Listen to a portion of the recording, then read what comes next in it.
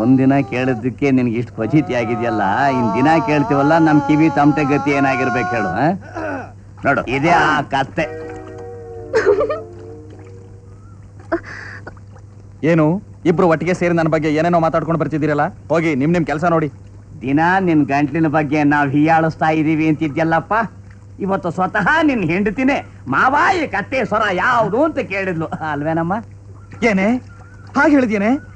ಈ ರೀತಿ ಮಧುರವಾಗಿ ಹಾಡ್ತಿರೋದು ನೀವು ಅಂತ ಗೊತ್ತಿಲ್ಲದೆ ಹಾಗಂತೀರಿ.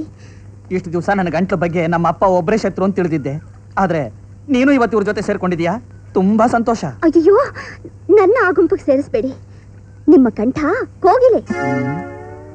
ಕೋಗಿಲೆ ಅಂತ ಕರೆಯೋದು ಹೆಂಗಸರಿಗಲ್ವಾ? ಓಹೋ, ನನ್ನ ಅಪಹಾಸ್ಯ ಮಾಡೋಕೋಸ್ಕರ ಈ ಮಾತು ಹೇಳ್ತಿದ್ಯಾ? ಇದಕ್ಕೋಸ್ಕರ ನೀನ್ ನನ್ನ ಮದುವೆ ಆಗಿದ್ದು? ಸಾಕ್ ಸುಮ್ನಿರೋ.